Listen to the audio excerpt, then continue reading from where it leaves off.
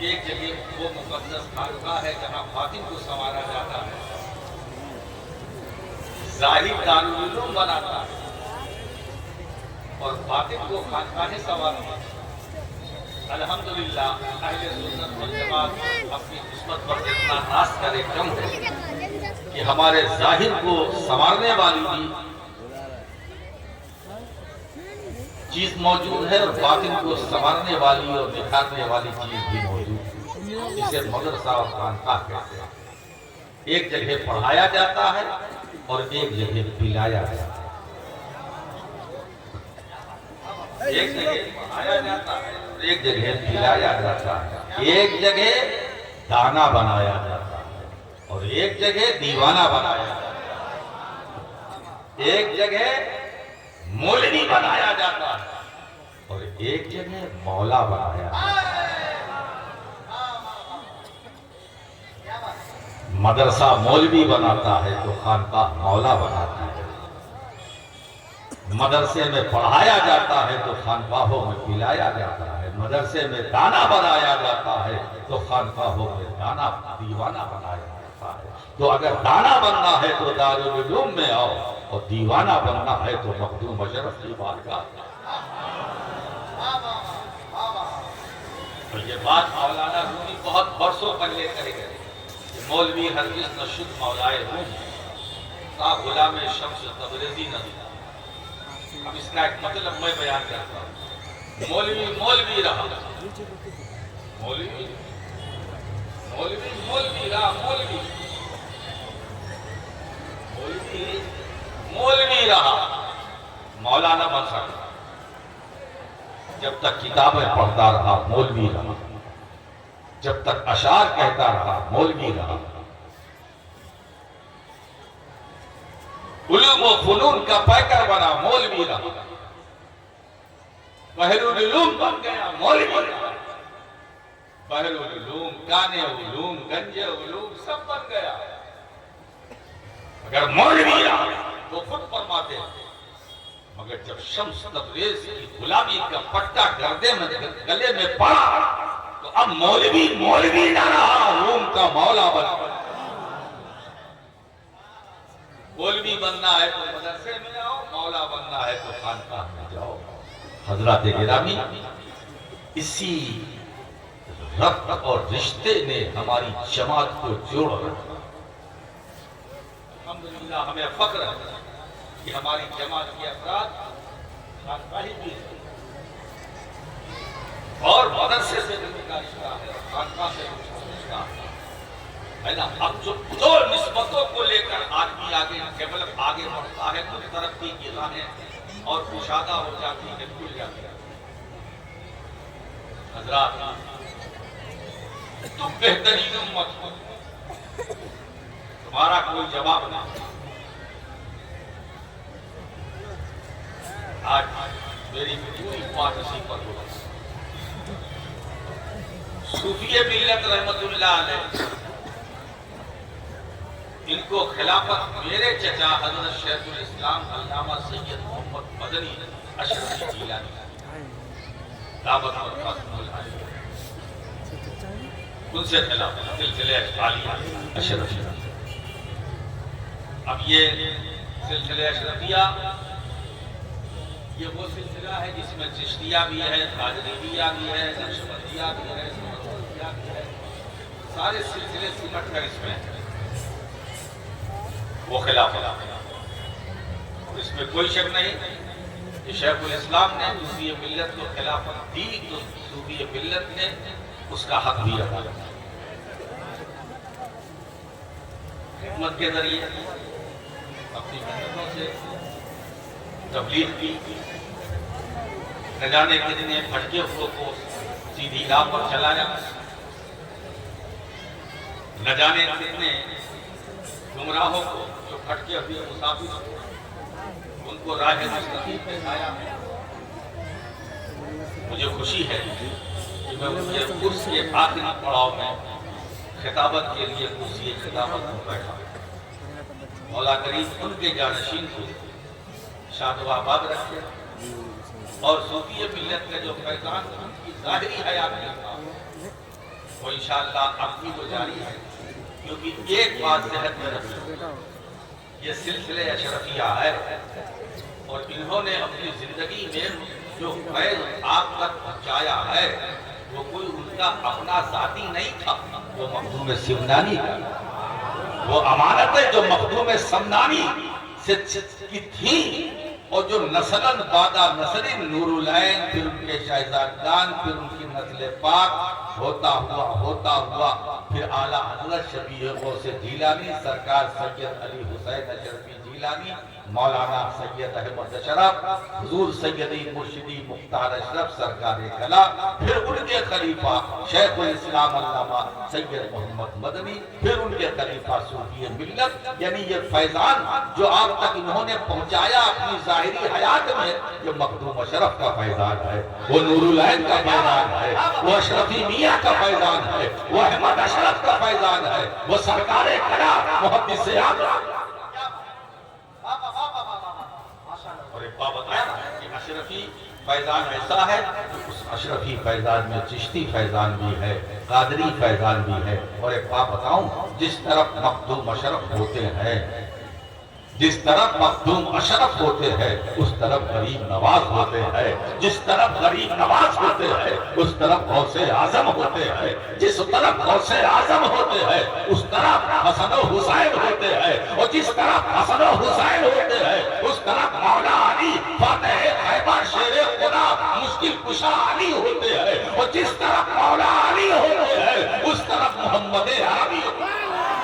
نعرہ تکبیر، نعرہ رسالت، اور اس طرف محمد عربی ہوتے ہیں اس طرف خدا کا فضل عام ہوتا ہے، اس کا کرم عام ہوتا ہے۔ تو آج فضل الہی کی برسات ہو رہی ہے، کرم الہی کی برسات ہو رہی ہے، اس لیے آج بہت ساری برکتوں کو لے کر یہاں ہم جمع ہیں۔ یہ چشتی برکتیں ہیں، اشرفی برکتیں ہیں، نقشبندی برکتیں ہیں، سہروردی برکتیں ہیں۔ اس لیے میں کہنا چاہتا ہوں ارد گرد میں رہنے والے مولویوں، جب آنا جب دیکھنا تو محبت کی نظروں سے دیکھنا، حسد کی نظر سے نہ دیکھنا، بغض و عناد کا چشمہ اتار کر پھینک دو۔ میرے دوستو، اگر تم کامیابی چاہتے ہو، بھلائی چاہتے ہو، تو کم سے کم اس دارالعلوم پر بری نظر اس لیے نہ ڈالو، کم سے کم اس کی نسبت تو دیکھو، اشرفیہ ہے، محبوب یزدانی ہے، تو اس پر نظر اٹھانے والا گویا نظر اٹھا رہا ہے مخدوم اشرف، اور مخدوم اشرف پر جس نے غلط نظر ڈالی نہ دنیا میں وہ آرام سے رہے گا، نہ قبر میں آرام سے رہے گا۔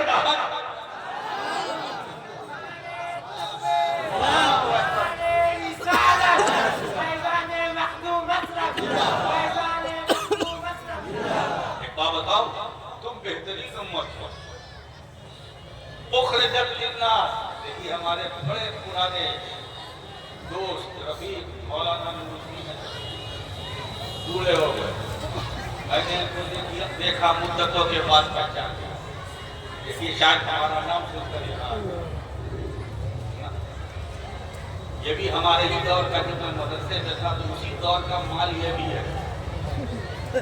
ارے پورا ضرور ہو گیا ہے مگر جتنا مال ہے وہ سب تیار ہے، آپ اندازہ لگائیں۔ تم بہترین امت کو جو لوگوں کے لیے نکالی گئی، اخرجا آئے اس بھیرا،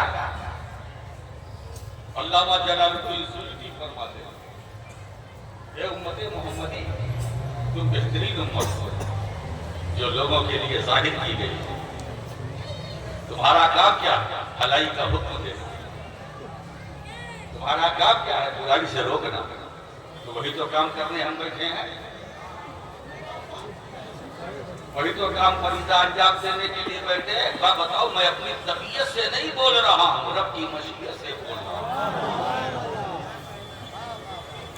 اللہ فرماتا ہے کہ تم بہترین امت ہو، تم لوگوں کے لیے تم کو ظاہر اس لیے کیا گیا کہ تم بھلائی کا حکم دو، برائی سے روکو، اور وہی کام کرنے کے لیے مجھے بلایا گیا ہے۔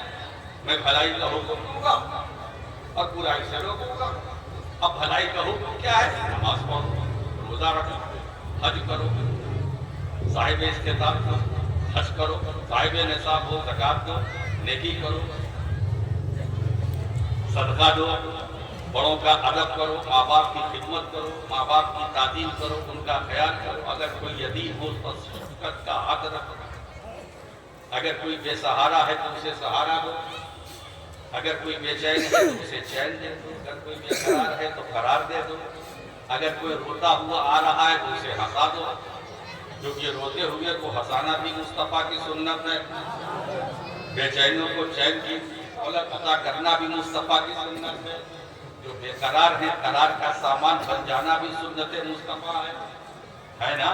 تو میرے دوستو اگر کوئی روتا ہوا دیکھو تو اسے ہنسانے کی کوشش کرو، تو یہ بھلائی ہے نا، برائی سے روکو۔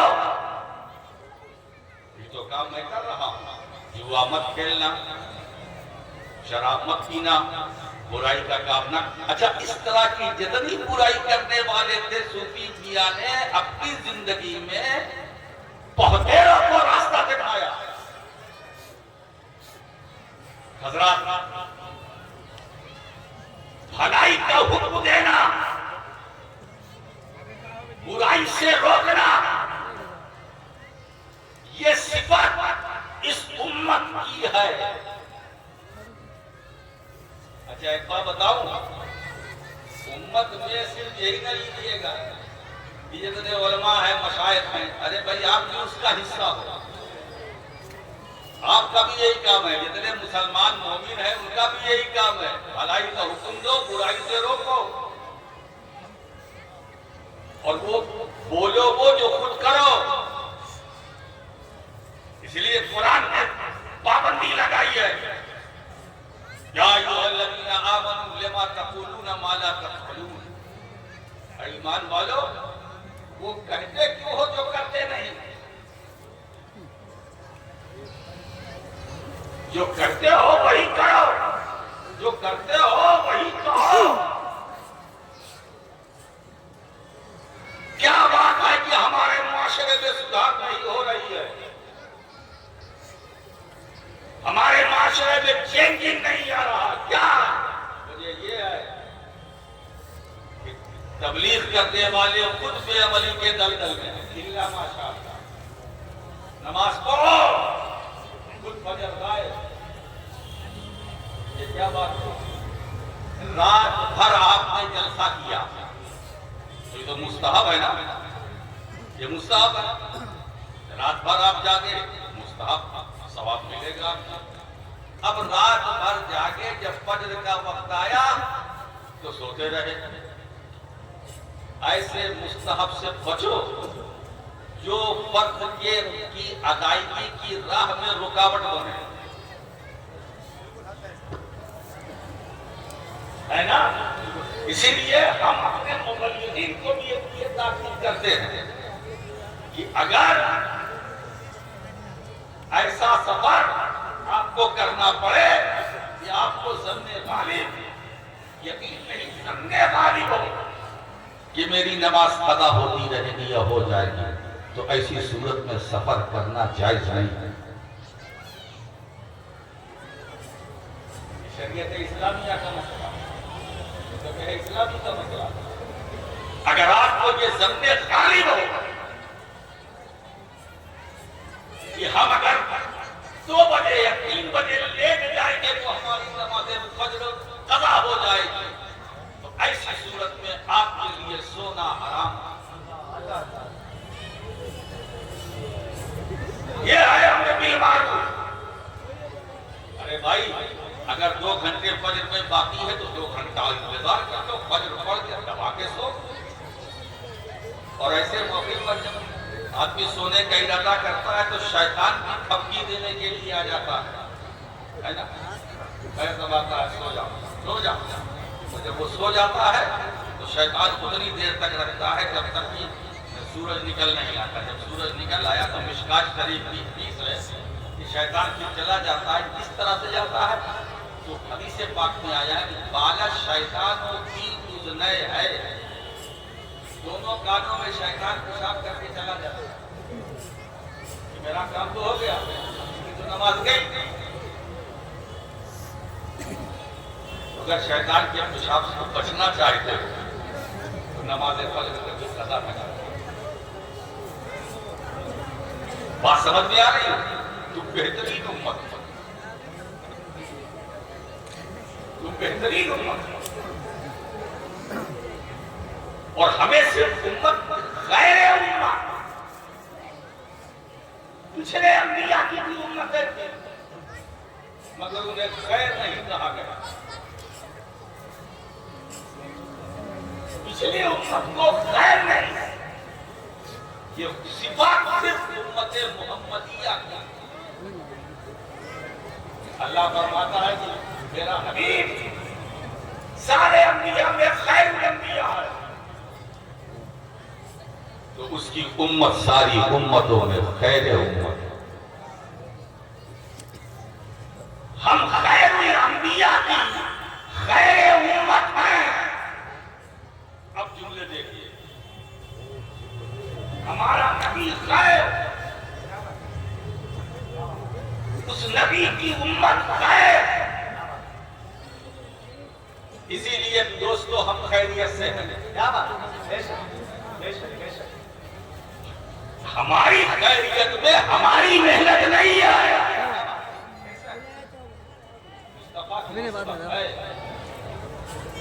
یہ ہمارا رشتہ پیغمبر سے ہے.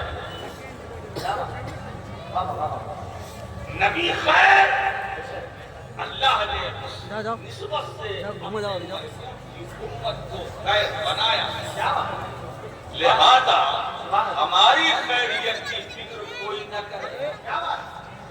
اب یہ سوشل میڈیا کا زمانہ ہے نا، میں صرف پھلبڑیا میں نہیں، میں جانتا ہوں پورا ہندوستان اور اس کے باہر لوگ میری آواز سن رہے ہیں. لائف چل رہا تو پھر سنا ہے کیا بات؟ پورا بھارت بلکہ ہندوستان کے باہر بھی میری آواز کو تو پھر گرم گرم جملے سنو. ہماری خیریت کی فکر کوئی نہ کرے، ہم کل بھی خیریت سے تھے، آج بھی خیریت سے آئے اور صبح قیامت تک خیریت سے رہیں گے. ہمارا پاس خیریت سے، ہمارا پرزینٹ خیریت سے، ہمارا فیوچر خیریت سے. نظر لگانے کی کوشش نہ کرنا ورنہ جل جاؤ گے. اس لیے کہ وعدہ الہی ہے، اے امت محمدیہ ہم نے تمہیں خیر بنایا، ہم نے تمہیں خیر بنایا ہے.